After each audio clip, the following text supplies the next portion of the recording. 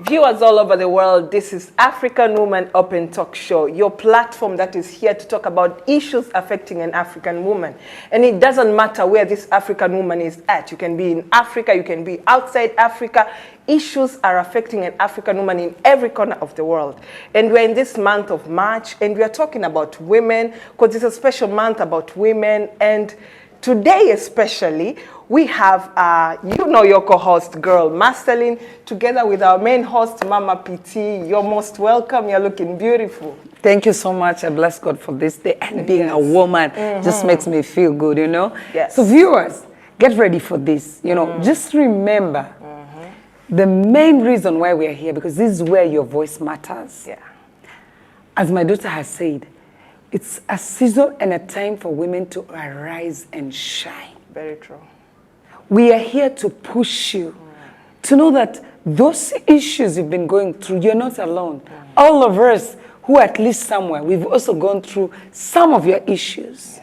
So the issues you're going through, they're soon to become a testimony. If you're going to get out of that cocoon and become serious with life and gain confidence and boldness and courage and step out, stop reasoning, stop thinking, oh, these jobs are for men.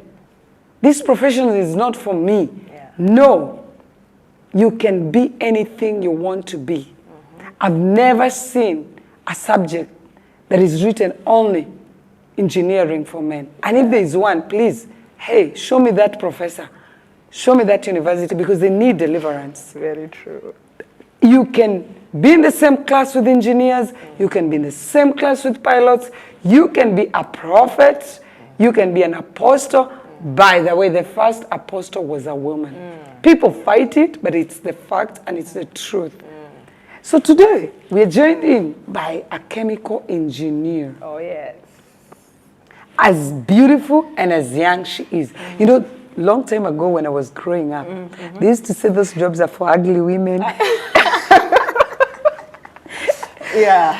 Did you go through that? Yes. They used to say like, and for sure, whenever I would look at like maybe a woman as a mechanic, I would be like, this one. Very true. These days you see policemen, you know, looking so cute with hips, you know, we have women right now flying in all those positions. It's very true. So I'm sure there's somebody who is still mashambani, shocked, like, oh, can we have a beautiful girl like this as a chemical engineer, you know? Yeah. Anyway, introduce yourself, my daughter. God bless you. Thank you for joining us.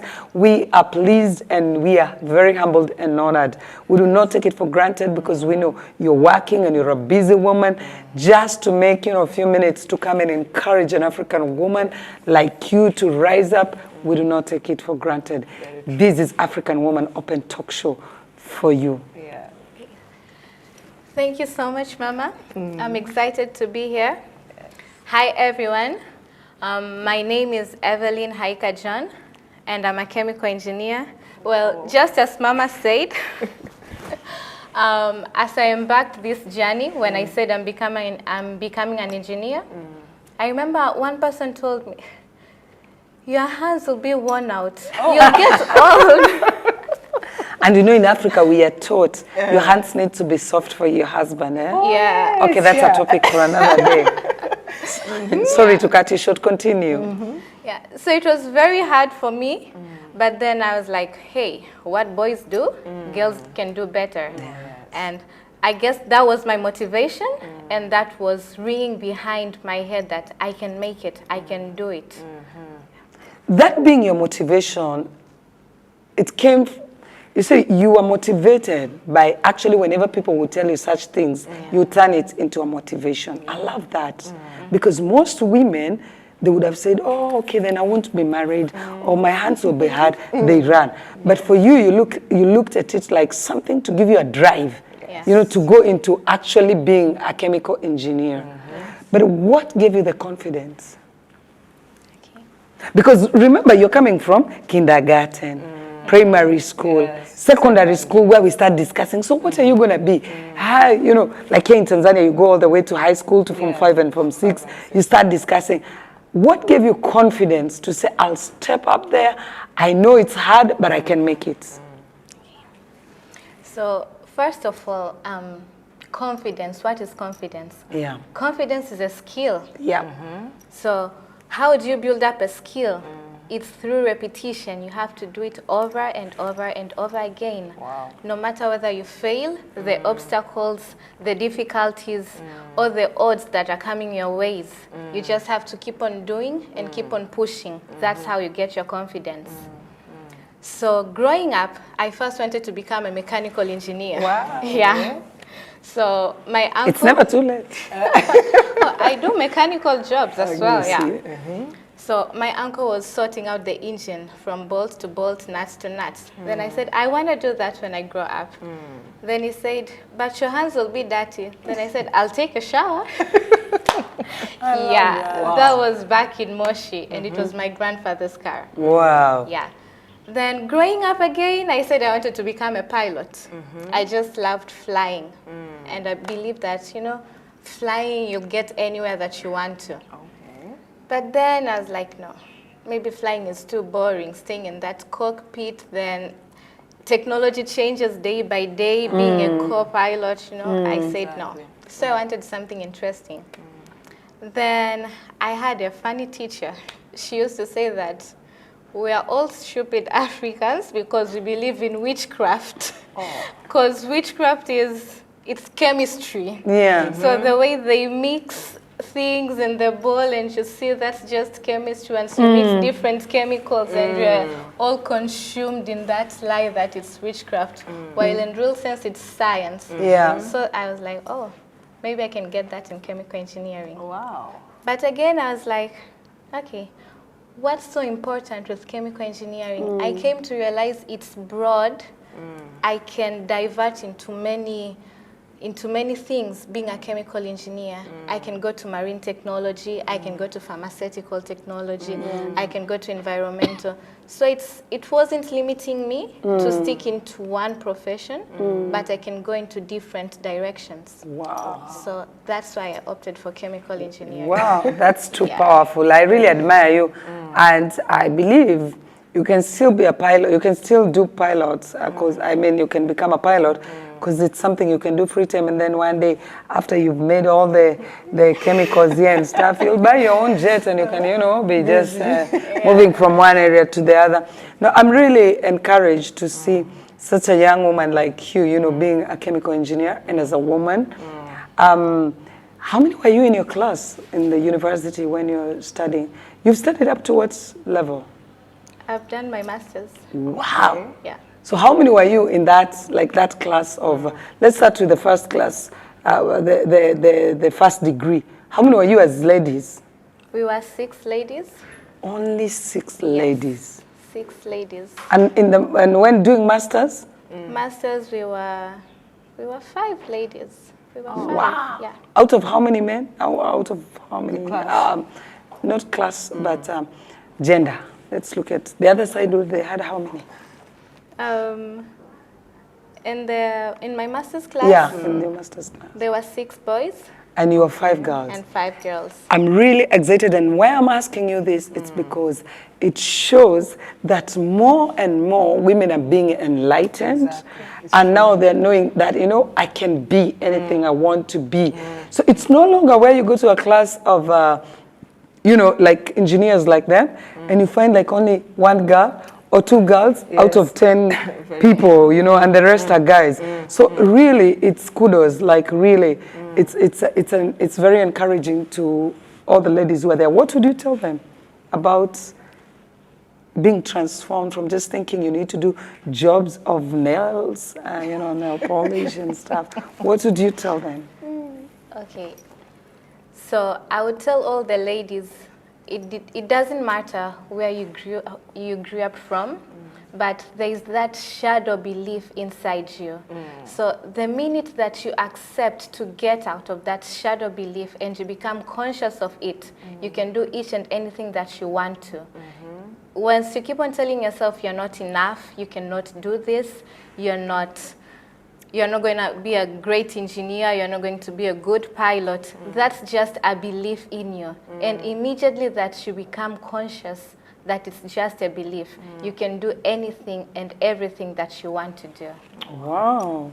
That is incredible. Not unless you have another question. No, actually, what I wanted to ask is, I believe in this journey as a woman, it has not been a smooth journey.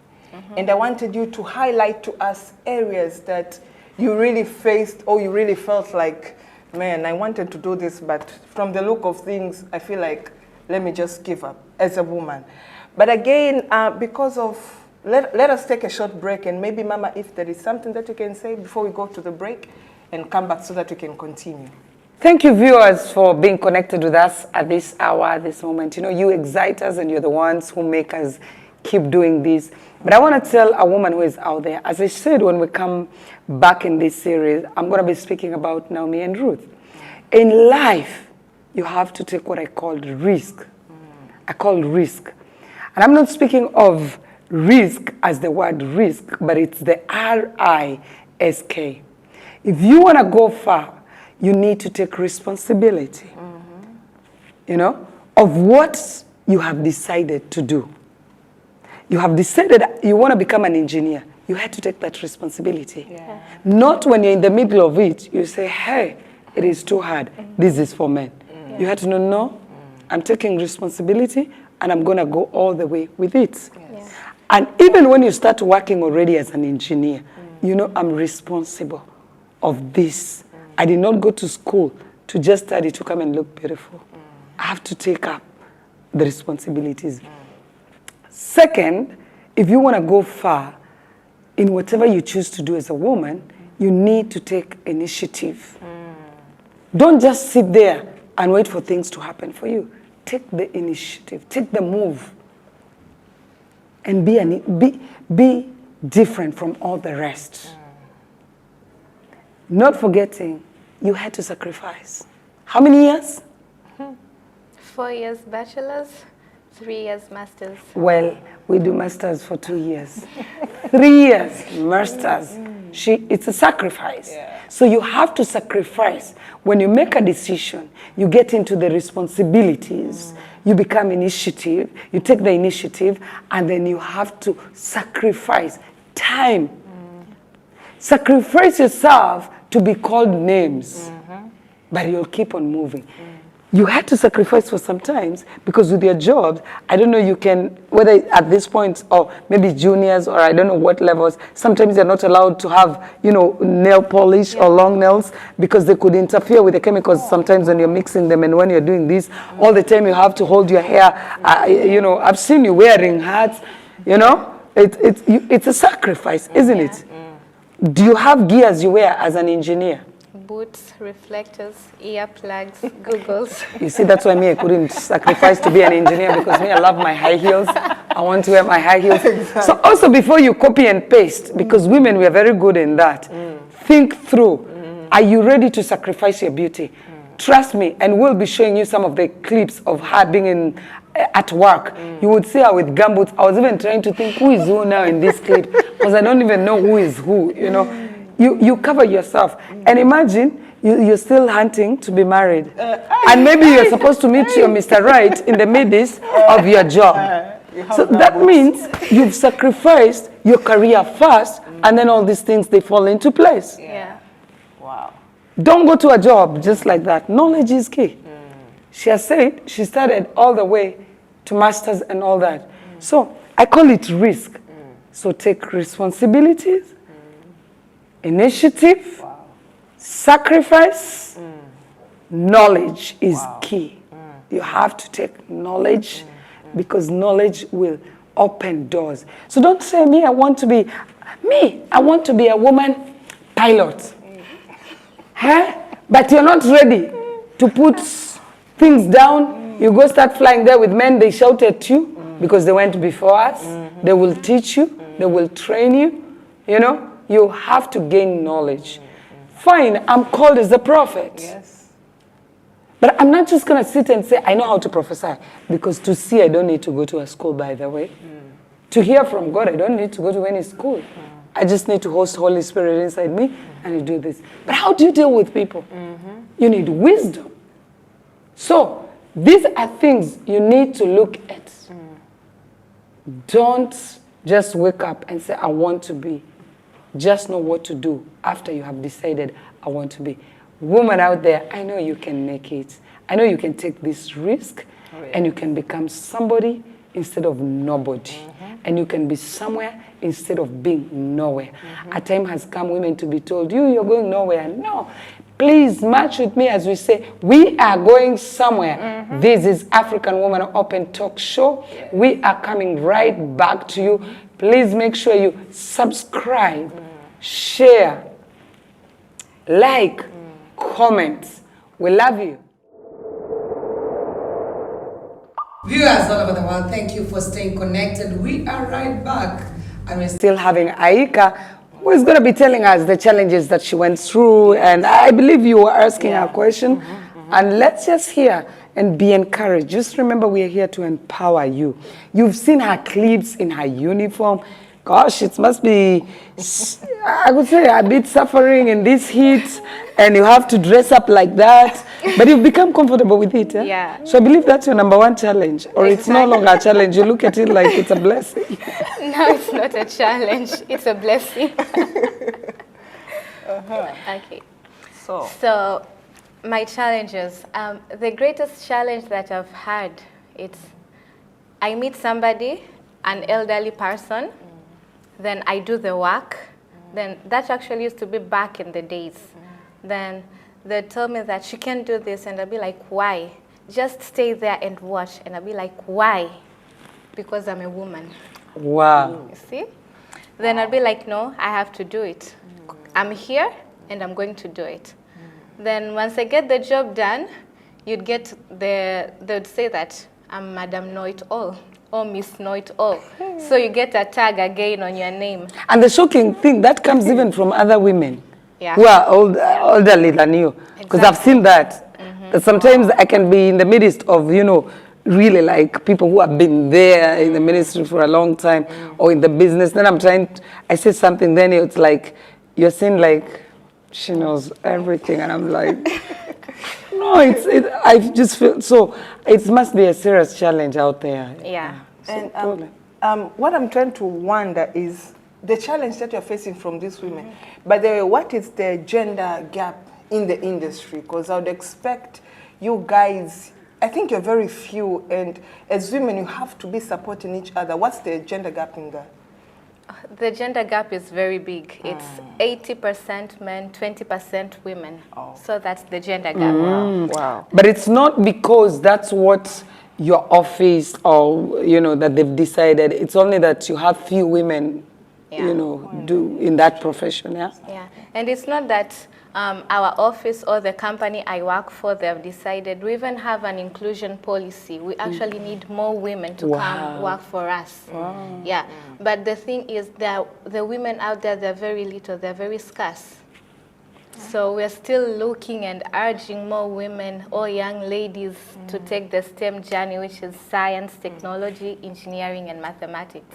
It's amazing because you still find women complaining that, I don't know what to do. I think women, a time has come. We need to know that there's so many openings. And I would encourage young people, especially young people, whereby you're still not working in your career path. If you could just make a decision and do these kind of jobs that they're not, obvious. Do unique jobs. I would call them unique jobs, unique profession. Go into that. It's so easy. But now everyone wants to do business administration. Everyone wants to do economics. When I was growing, the fashion was secretarial and PA, But in this generation, all those girls, they want to do business administration.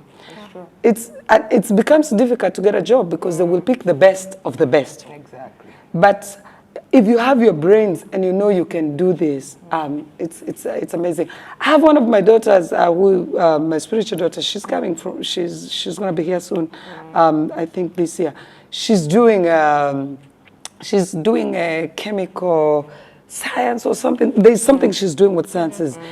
And I remember when we were discussing, and I was like, go and do it. Don't just do everything that everyone is doing. So right now she's studying. She's in her 4th year, because she has to do 5 years. In Canada, you have to do 5 years for your first degree. So you are so blessed that you did only 4 years. So but already she's on demand, and she keeps on getting jobs, and like with these big companies. Wow. She's earning more than maybe a managing director somewhere here in a marketing company, or even where you're working, you know, like that. I'm sure even where you are, you can find you're getting more money than maybe a brand manager or something of the sort, because your job is not obvious. They want to encourage you by paying you well, so that you can feel like, hey, I'm needed in this profession, you know. So young women, there's money in this kind of business. When I used to work, there was money in marketing, because also there were not so many people, you know, per se in marketing. But right now, everyone is going into marketing. All the beautiful ladies, they want to be in marketing. Let me tell you, take this kind of jobs and you will, you know, you'll do well. So we are so grateful for you and would like to hear more and more, you know, of your plans. Like, where do you see yourself in the next 5 years? In the next 5 years, I'm actually, in the next 5 years, I'm going back to school. I'm actually trying to expand my knowledge. Wow. I want to get into automation studies. Wow. In electrical and automation. Wow. So as I can diverse myself into machinery operations. Wow. Yeah.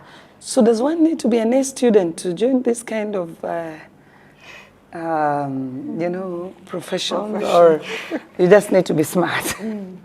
No, you just need the determination, the motivation, and most importantly, you actually have to believe in yourself. Yes. Believe in yourself, Yes. then it will make everything open. Yeah. Yeah, it will open everything for you. Yeah, so even getting A's won't be a problem. Exactly. Yeah, you're right. So it's an amazing thing, and I would encourage you to maybe start like a mentorship thing, you know. And viewers who are watching me right now and you want to venture into this kind of, you know, area of profession, please, you can inbox me on Instagram or Prophetess_Trizah, or on YouTube channel Prophetess Trizah, or on Facebook. But mainly, if you want an instant response, it's on the channel that you find this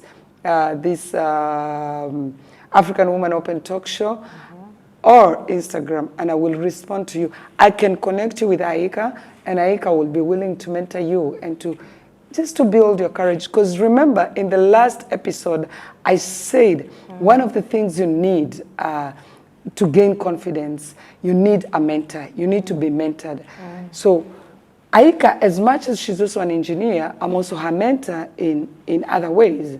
As much as I'm a woman of God and she's an engineer, I might not know anything about engineering, but there's a way by her sitting here already, it's building more confidence in her and showing her that what she's doing is right, and it's and you know, it's excellent. Actually, I don't even need to say it is good. It is excellent. You know, you're just doing the right thing, and it can build other women. You can see, you know, most engineers actually, they don't talk. How come you can talk like this with no fear? It's you. She mentors me. She gave me the confidence. She told me, my daughter, you can do it. There is nothing that she can do it. I saw a very nice clip she was doing. She was talking to people about her industry and what it entails and stuff. And I was amazed, and I was like, what? Then she sent me a whole message saying, Mama, you know, it's you. I'm like, oh, really? So me, as a woman and an African woman, being seated here as a woman of God, I can still influence somebody in their own area, and they can, you know, become great. So I want to tell you, there's something in you that can be built and grown, developed, and it can become something beautiful and something that can inspire others. Today, it's not just about her, but she's inspiring all those viewers who are watching us, like you, who is watching us. So we really thank God for you. But before we close, I'd like to ask you, as an African woman, because remember you're an African woman, yeah? And you studied there in China. Yeah. How did it feel? Because I can imagine you're doing practicals, and you know, as Africans, there's a way people see us inferior. I mean, people have made us to become inferior. They don't see us as inferior. They have made us to be inferior because we are easily intimidated by, you know, small things. We're even intimidated by our own tribes. Yeah. So imagine we are even intimidated by the continent we come from, by the complexion. How did it feel, you being there and you're discussing a machine and, or you know, some chemicals, and they have to listen to you and they have to follow what you're saying because you have a point? Being in China itself, it was a motivation. Chinese culture is different. Yeah. The women there, they run the show. They're the head. Really? Yeah, they're I'm the going head. to move to China. What? Yeah, in most families, the woman is the head of the economy, the head of the finances. They run the businesses. And wait there. Any African man who is watching, are you listening to this? You keep on keeping all your money in your account. I think we need to come and discuss this another day about this gender issue. What? Yes. So being there itself, it gave me power that why are these women doing it? Yes. So I felt empowered that I can also do it, maybe not in finances or in the economic area, but in my own area. I can be my own boss. I can be my own supervisor. Yeah. So yeah. And you know, the reality is, as I've said many times, God created all of us as leaders, but we don't have to lead others. It's not necessarily that we lead you. We lead each other, but you start by leading your life. You're a leader of your own. You know, sometimes I see women trying to run into marriages because they're running away from being leaders. They don't want to lead themselves. They want to be under somebody. Yeah. So they can blame this man. But the truth is, you as a woman, you have to know God created you as a leader. He said, I give you dominion. Let's give dominion over them. Discharged us to go and do the same things. To go and do exactly the same things. So, what Chinese they're doing, oh, it's incredible. Kudos, Chinese, it's a good thing. I'm not saying that African women, we have to change and become like that, but slowly, slowly, our men are really understanding us. What do you have to say as we close? Be confident. Don't be afraid of failures. Don't be afraid of difficulties or the odds. Just face them. Be persistent in what you do. That way, your confidence will be in your fingertips and you'll be able to conquer everything. Great. Okay. In the Middle East, you spoke about skills. And it hit me that we need to expand skills and competence because it's not just about the skills. So I want to believe when you acquire skills and competence, it brings excellence in you. Yeah. In our next episode, we'll give you the tips. Thank you so much for being connected, for being here with us. Remember, as she has said, fear is the enemy of development. Fear is the opposite of faith. Don't let fear hold you. Confidence is key. You don't need to be overconfident. You just need to have confidence. You know, when you go for driving school, you learn how to drive. And you go home with your driving license. For as long as you don't go and sit on the steering to drive, the driving license is useless. It's just paper. That's true. Very true. So a time has come to know that this confidence we are building in you, you need to make a decision and take action. And then come back with a testimony and results. I hope you've enjoyed our session, and thank you so much for encouraging a woman there. God bless you, God increase you, God protect you. And don't forget to also ask your friends there, maybe to share, or subscribe. What do you feel about being an African Woman Open Talk Show? It's very great. I feel honored being here, and it empowers women, it encourages women most importantly, it changes lives. Wow. I was about to say a big amen. Amen. Oh, yes. So thank you so much. God bless you. So as an African woman, it was such an honor to have you, by the way. And thank you so much for inspiring a lot of African women all over the world. I believe they have learned so much from your testimony, from your journey. And they have also learned so much, as I have learned personally, from the tips that Mama shared with us today, our main host. And so we'd like you to subscribe and follow and share the video. Make sure you send it to your friends, your family, because this is going to change your lives. An African woman is going to be touched. And you know, when you touch an African woman, lives are going to be changed. So we are looking forward to have you again in our other programs. But for today, thank you so much. Bye-bye.